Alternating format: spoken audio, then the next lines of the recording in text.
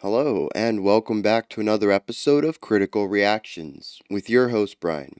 We're going to finish up this week's theme of Gotta Go Slow, looking at tracks that are less than 100 BPMs. We're finishing up this week with a band called Frowning. The track is Murdered by Grief and has been spoiled a little bit for me. In parentheses, it states funeral doom metal. So I'm going to assume that this is going to be similar to Skepticism that we checked out on Wednesday. Alright, so let's dive into this and see what Frowning is bringing to the table.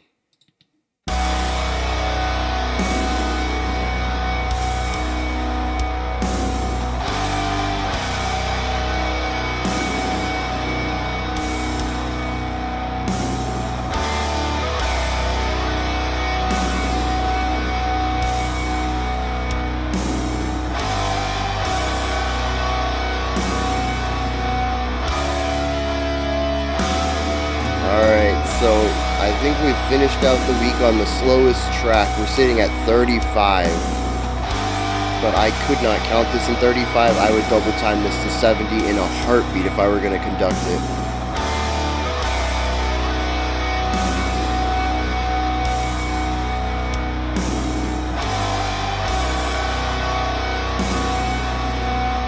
Yeah, 70 feels a lot more natural, but I'm going to wager that's not what they were going for.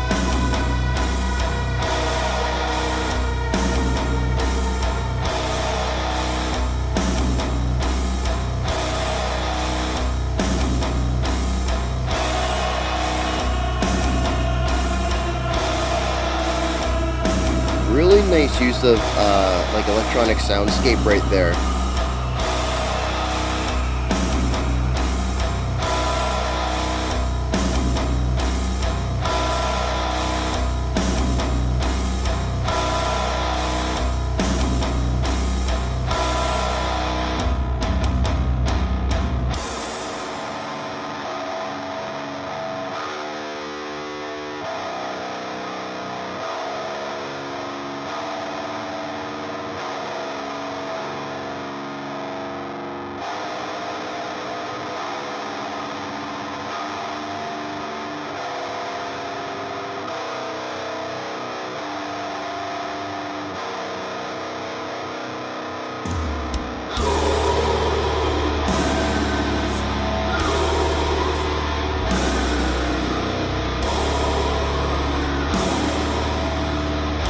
Bringing the vocals in line with what the rest of the band is doing. Real interesting way to make this way even heavier than it is.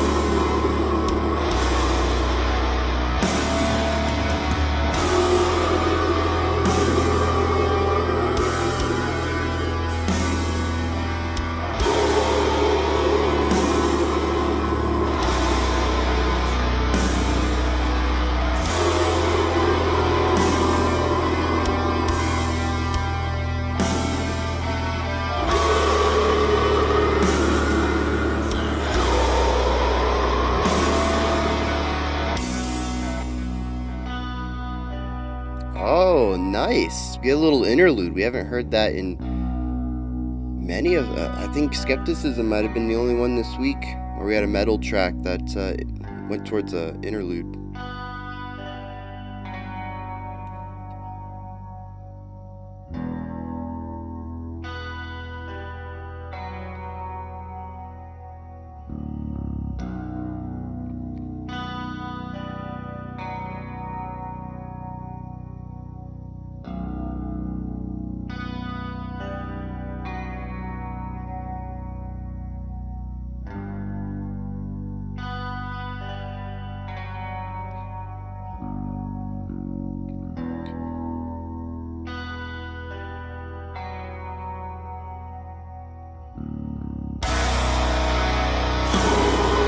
Bringing in the energy.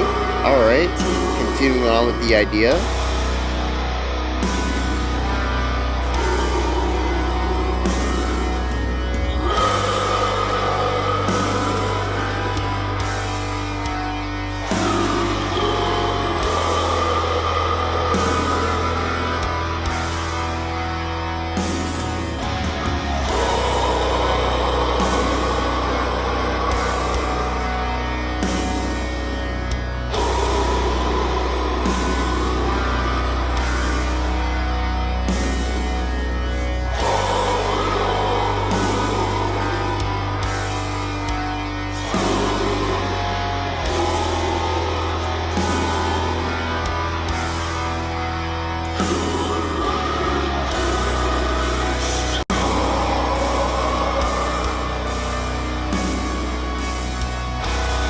Putting a little bit of melody on top of this.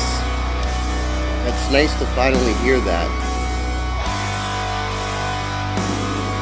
We've either had melody or suspended notes. Putting them together really works.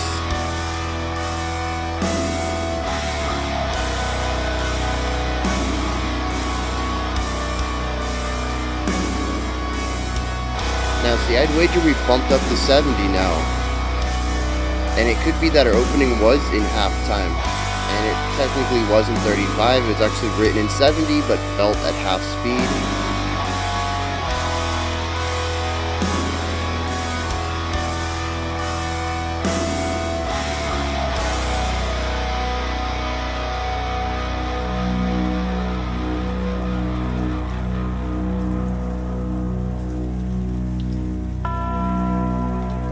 Got some rain.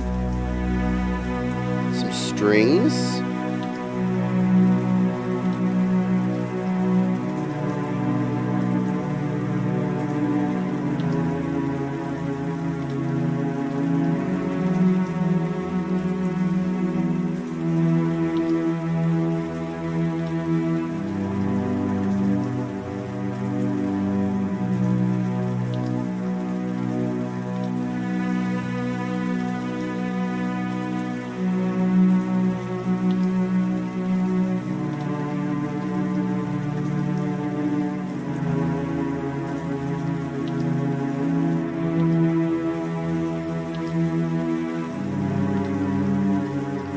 Beautiful dyads though.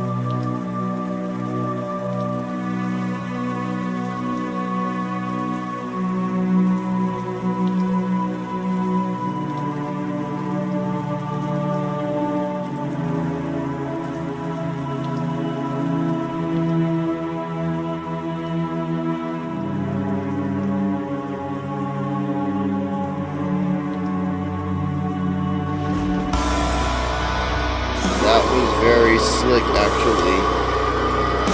Having the thunder crack like that into the downbeat hit with the bands.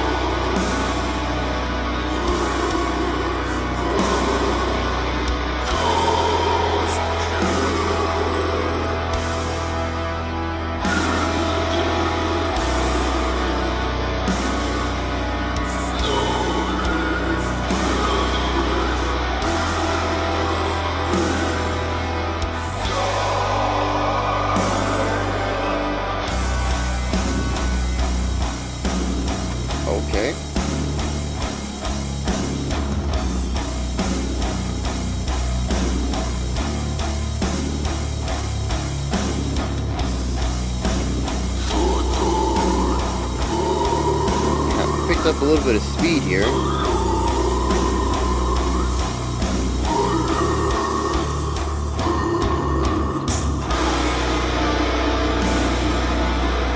Yeah, so you're about 140 there, but I'm just going to assume that those are eighth notes on the 70. Makes a lot more sense than shifting the tempo for specifically double.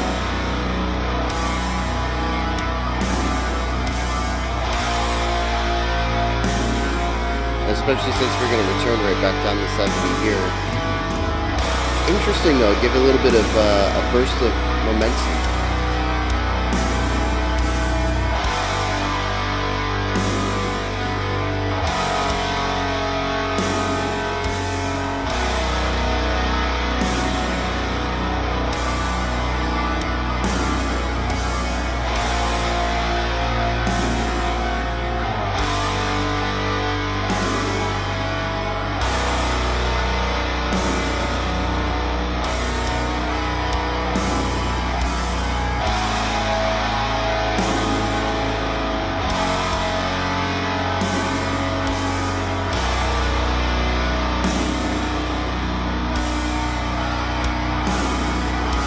I like the guitar harmonies there.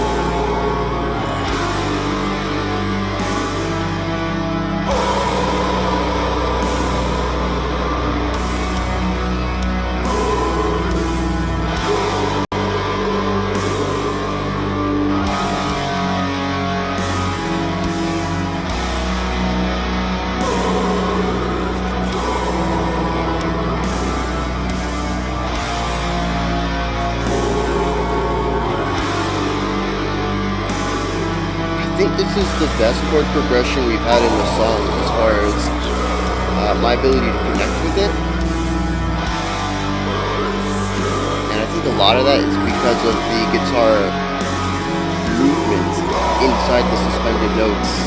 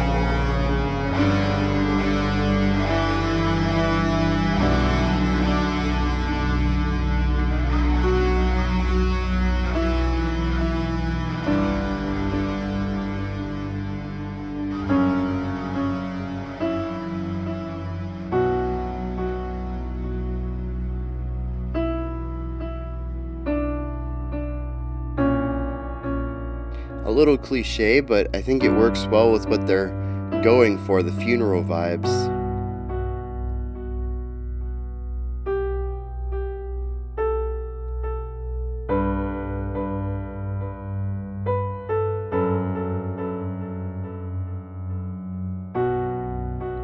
Interesting. I think this is using a reverb effect rather than hitting every single one of these.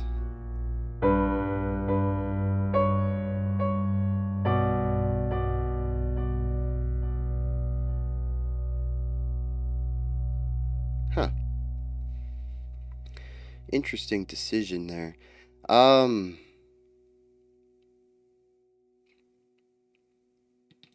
yeah, this was slow. This might be the slowest song I've ever heard, especially if we're going to take our opening tempo at face value rather than understanding that it's a halftime feel of the 70 and that we actually were in 35. That is just bonkers. Like I said, though, I would never even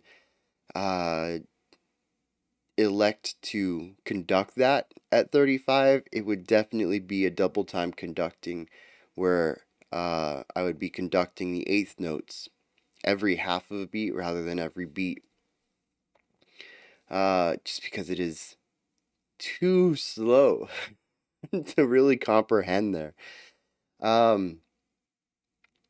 what's interesting is that we dance around the 70 BPM idea throughout the track. We are sometimes right in it, where it feels like our core beat is the 70. We sometimes do a halftime feel where it feels like our core beat drops down to 35, and we hit a double time feel with the eighth notes that made it feel like we were at 140. It was a very short moment though for that double time feel. It lasted for all of 30 seconds, 35 seconds or something, and that was that.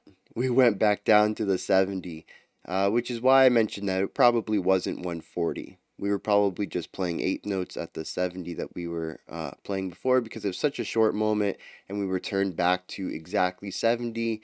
And normally, you can certainly do a tempo shift if you wanted to for specifically double or half time. But for small moments like that, I think it's more confusing as a performer to read that we're jumping up to 140 and then a few beats later coming back down to 70 rather than just having the words half time or double time being portrayed instead. Or just putting eighth notes. I don't have to worry about any tempo. Just continue to follow along with what the conductor's doing, and I'm just playing more notes per bar. It makes a lot more sense to me to not change the tempo for those two instances where we cut down to the 35 and the 140, or cut up to the 140. um, so yeah, the tempo. I mean, this is slow week, so we got to talk about this a little bit. It's interesting here that this is going to kind of tie into theme a little bit. I didn't really get a funeral vibe here, not in the same way that I did with Skepticism on Wednesday. That one, I didn't know I was listening to Funeral Doom, and I kind of guessed it halfway. I don't think I used the term Funeral Doom, but I did say it felt like a funeral. I don't think the genre Doom popped up at all in my analysis though, so technically I kind of lucked into that, but I did kind of guess the genre. For this, though, I don't know that I would ever have done that. Well, at least not unknowingly. Now I know what Funeral Doom is. It is doom metal, but even slower. So I would probably say, oh yeah, that's pretty slow doom. We're going to call it Funeral Doom. But I don't get the funeral vibes from this one like I did with Skepticism, and I think part of that is instrumentation. But it's also the use of the tempo. Something about Skepticism's tempo felt dreary. It felt lethargic, and this one just feels slow. And I'm lethargic, slow. Bryan, those are synonyms, and yeah, right, they are. But I think they also have different connotations to them. If I say fast and blazing, they both mean fast, but I think most people get the idea that blazing is extremely fast. It's more of an exaggeration of the speed rather than a more possibly objective look at the speed. And I think that's what comes here is skepticisms is lethargic. It is a lacking of want to move. It is downtrodden. And here I don't get that. It just feels slow to me, almost for the sake of being slow, if that makes any sense. I also mentioned the instrumentation note. I think that's going to be a pretty big deal as well. Skepticism has the organ, and to me that's just very funerally. And something that was pointed out to me that was pretty cool is that they didn't have a bass guitar. I didn't pick up on that. But the organ handles all the low end stuff. Here, though, we have a very traditional metal setup. Two guitars, maybe a third, probably just some double tracking there at the end. bass, vocalist, and drums. The funeral vibe does not shine through for me with that setup.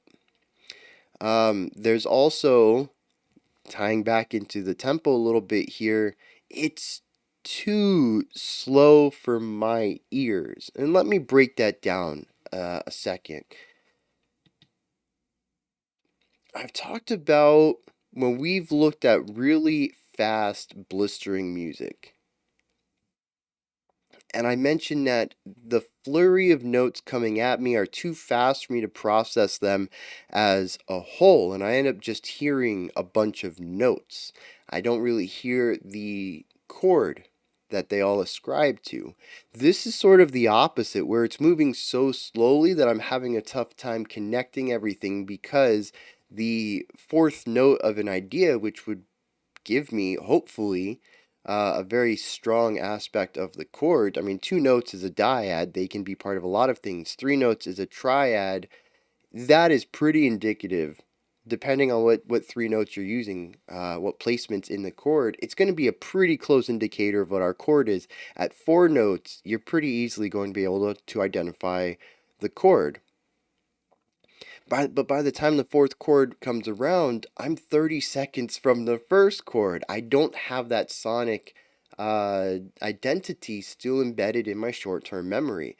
And it becomes very difficult for me to hear these ideas collectively. It just sounds like a series of suspended notes.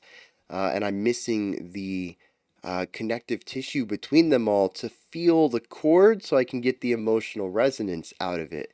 It wasn't until I mentioned there at the end when the chords started to connect with me, and a lot of that was because we had these intermediate eighth note movement ideas in our guitars. We had harmonies here, doing these do do do do do, just kind of intermediate. We'd get this long held out suspended note like we did everywhere else, and then we have this little riff pocketed in it, and then we get another suspended note and then a riff pocketed in it, and those riffs helped me to solidify the chordal structures and the chordal properties and pull out some of the emotion. But prior to that moment, with just a series of these suspended notes, they were too far apart for me to feel them as a connected whole. So it was really difficult for me to connect emotionally with it, and without that, I kind of missed the funeraliness. I picked up on it at the end. I do think that the chord progression at the end is very solemn. It's dreary, it's melancholic. I think it really nails it there at the end, and having the piano play with those moving melody ideas as well as the suspended left hand chords really helped solidify that for me. We had a bit more movement to it. But prior to that, I really just heard a series of notes. It was tough for me to connect them together. Um, so I didn't really get that funeralness. And I don't know if sorrow is a required aspect of funeral doom. I'm kind of thinking that this might be uh, a genre that has evolved outside of its original constraints.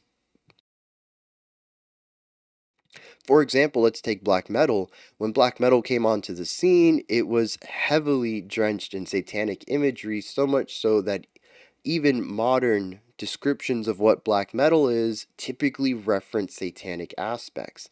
It's not entirely true anymore. There's a lot of modern black metal that has nothing to do with Satan at all. But it's still such an integral aspect of it because of its history. And I wonder if Funeral Doom went through something like that, where maybe the original songs, the original inception of the genre was about dreary, melancholic vibes, and maybe as time progresses, we've shifted towards just being really slow doom metal. And the melancholic aspect is something that can show up but is not a requirement. But again, it could just be that I couldn't pick up on the emotional resonance because of how slow it is. So either one of those can be true, I suppose. I'm curious which one it is, though. Does anybody else get funeral vibes from the rest of this track? Primarily, I'd say the first 10 minutes or so. And, is dreary, melancholic chords a requirement for funeral doom? Well, was it a requirement at all? And if so, is it still a requirement to be properly classified under the genre? So yeah, all that out of the way though, we have a song that is very slow, lots of suspended notes, occasional dyads, sparse use of melody, and lots of growling. It is very heavy. But this is interesting. Let me talk about this real quick. I was not planning on putting this topic in here because I honestly hadn't thought about it. This is not heavy though. It is. It has weight to it. Of course, the low tempo and lower pitch for most of the guitar playing and the growling. It's all going to bring it down. It's going to induce a weight on the listener, but it's not as heavy as some of the other stuff we've checked out this week. I don't feel like it's as heavy as Yob or Conan, and it is mm, a little under, I'd say, Skepticism's weight. Um, Fiona Apple didn't have weight because she didn't play metal. That was weighty in a different way, I suppose. But yeah, this just felt like it was a slow groove. You just kept nodding your head, or at least I just kept nodding my head, kind of involuntarily to it. It doesn't feel heavy though. Maybe my volume wasn't high enough. My ears are still a little off from the COVID, so there's a couple of aspects that could work its way into it, I suppose. But the rest of the music this week sounded heavy, so I'm just gonna lay into this. Say it's not heavy, which is kind of a weird thing to say about Funeral Doom. Let me know, anybody else, how you felt about this as far as the weight goes. Does this song sound heavy or weighty to you? I'm interested in that. Melody. I was happy to hear some, honestly. I don't think it's a huge surprise. This bounced off of me for the most part. I'm not a big fan of Doom. I'm not a big fan of slow stuff. I'm not a big fan of repetitive stuff. This is just not my style of music here. But I was real happy to hear some melody there at the end. It was a nice surprise, a nice, uh, refreshing element after 10 minutes of mostly, like I mentioned, suspended notes and growling. We're gonna have to talk about riffs in a second. I'm curious about that as well.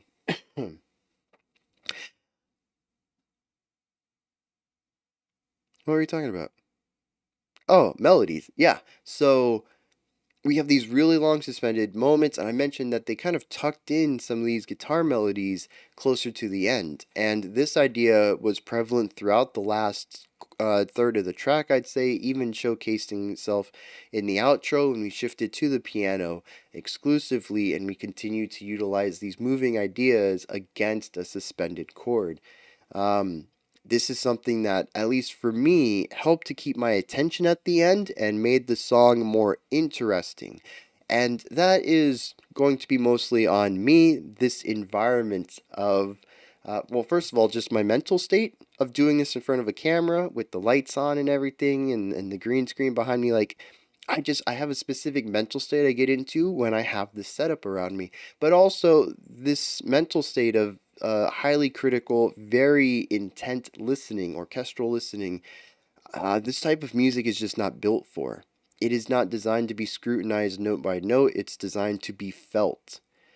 So yeah, it's just a double whammy here of it just not really working for me in my casual taste, and it not really working well in a critical lens either. But the thing is, once we get to the end, though, it starts to really pick up on me. There's more things to listen to, there's more things to analyze, there's moving ideas, and there is a bit of um, not linear playing, but moving ideas that work better for my casual taste as well. And I really enjoyed where this was going. I don't think I would be upset to listen to a Funeral Doom metal track or a Funeral Doom track. Funeral Doom metal just sounds weird. a funeral doom track with more movement, which kind of I understand goes against the idea we're going to pull the tempo down. Why are we going to put more notes in there? What's the point of dropping down to 70 if we're putting 16th notes in the track? Like, I get that, but just having a moving melody idea, something that's not an ostinato, that's not loop based, that's not a riff.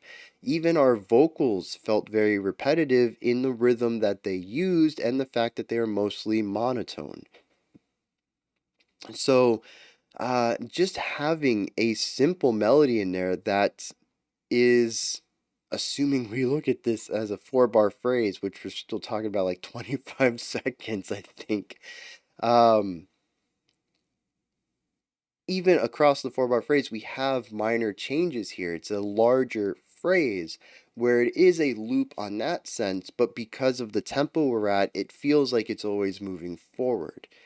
It is, at least to me, a massive addition to the track that I don't think pulls away from the slowness of it, but it does incorporate um, an idea that can help push the song forward a little bit as far as repetitive ideas. In fact, a wholly linear melody line would be phenomenal. I would actually, what would be really good here is like a choir, like traditionally written choir music instead of growls. That would, yeah, we get some nice moving melodies. It does have a looping structure typically on the whole, but also we can have more linear sections throughout that as well with minor variations as we loop back to codas. Yeah, that would actually, I think that would work real well. Does anybody have any funeral doom with a choir in their back pocket to toss my way?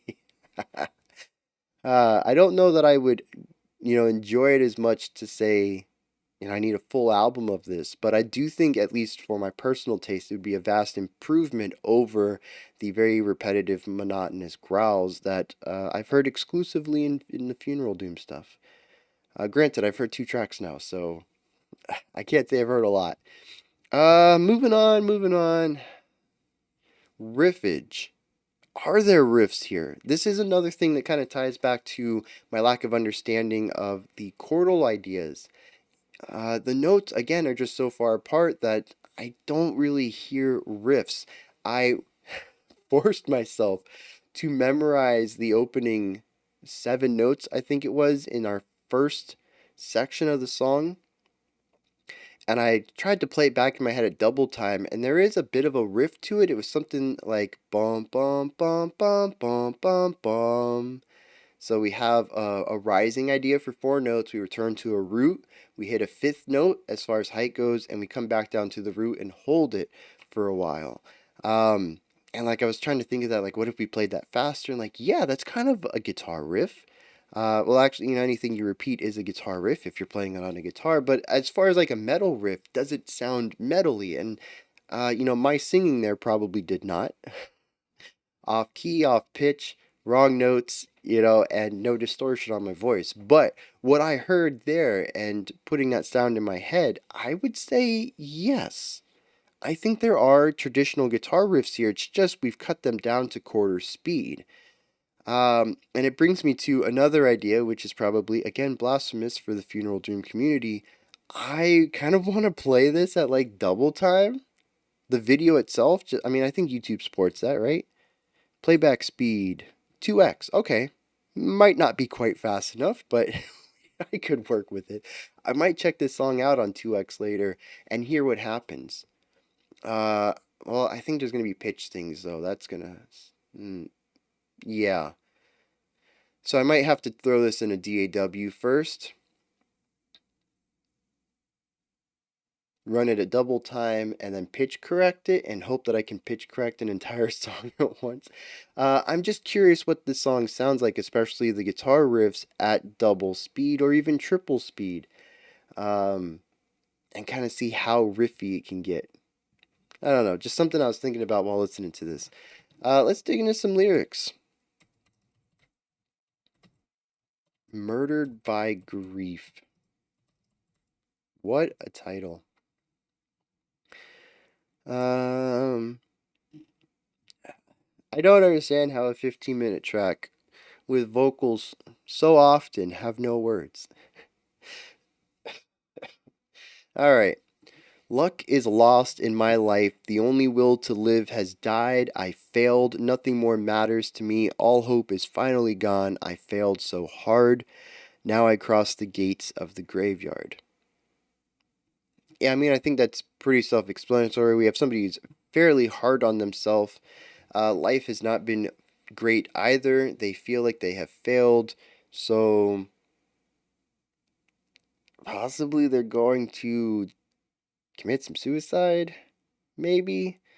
I'm not quite sure. The verse one, I was kind of leaning that direction, and then the bridge comes in and says, "I crossed the gates of the graveyard," and that's an odd place to do that. I mean, it is appropriate, I think, in a dark way, but just not common, I'd suppose. It's kind of a weird thing to say as well. Verse 2 has two lines. Directed by the gray funeral fog, I follow the mournful congregation. Okay, so this is not where I thought they were going with this. It almost seems like now they possibly might be alluding to attending their own funeral, which is an interesting angle. The rain begins, the rain out of my eyes, drowned in a million of tears, a hole with a casket in it slowly filled with this miry soil. Tortured by the loss, all these memories, my head explodes. All I gave for you. All I've done for you. All I said, I've said for you. You are the one I will miss forever. Nothing's holding me alive now. Not anymore. Okay, so definitely wrapped itself up there at the end. They attended a funeral for somebody who was dear to them, and this person's passing impacted them very hard. And they feel like there is nothing left to live for. They don't explicitly state what they're going to do now with this loss of hope or loss of will to live, but it is implied that they have nothing holding them back from chasing death, possibly. It doesn't necessarily need to be outright suicide, but it could just be very destructive behavior that they're going to adopt because of this person's passing. Yeah, very dreary, very melancholic. Definitely lines up there with the. Oh, I forgot to talk about the end. Uh, this is so appropriate. It's funeral doom, and the song is about attending a funeral. You don't get much more on the nose than that.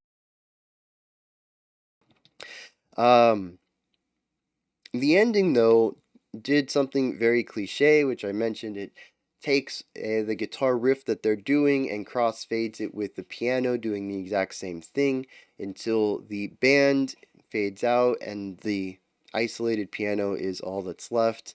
Lots of bands have done this. It's very theatric. Um, but it also gets the point across. As I had mentioned, it works very well for what this band was aiming for at the time.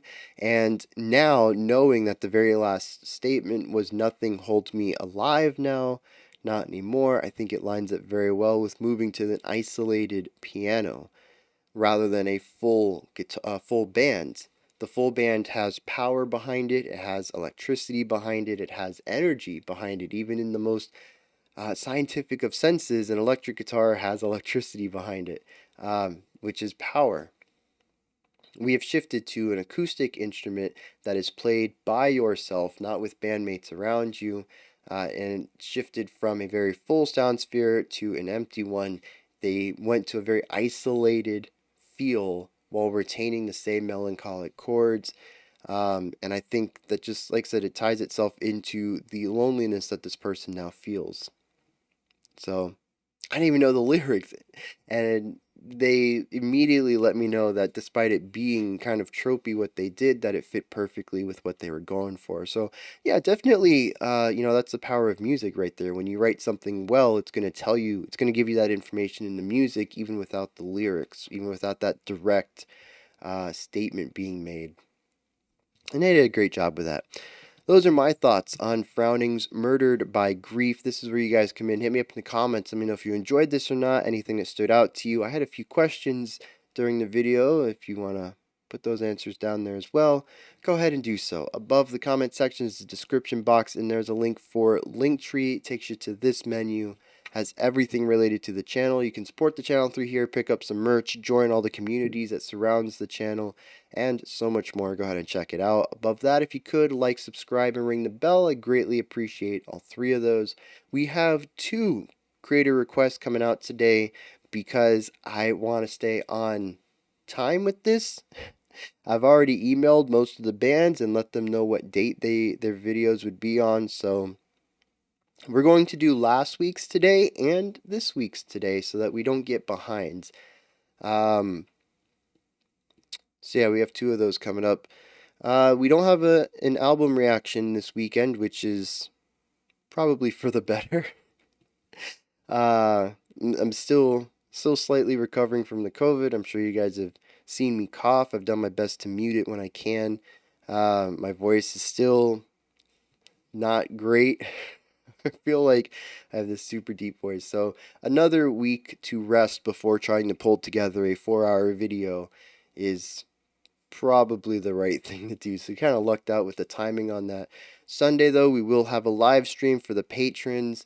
All of the patrons. This is new. We're trying something new. The specific tiers will be able to suggest the songs as they have, but everybody, regardless of what tier you're in on Patreon, even the $1 tier, will get to attend and join in on the live chat. So if you're a patron, be sure to look out for that. If you're not a patron, like I mentioned, it's just $1. You get to vote on all the future tracks, all the future themes, and now you get access to the live streams as well, or at least to participate in them. So yeah, I look forward to that. The live stream will be available Monday morning, which I'm pretty good at doing. And otherwise, we'll be back with Monday's theme. 5 p.m. Eastern Standard Time, 9 p.m. UTC. Until next time, remember to be critical, not cynical of the music you listen to, and have a fantastic morning, afternoon, or evening whenever you choose to watch my videos.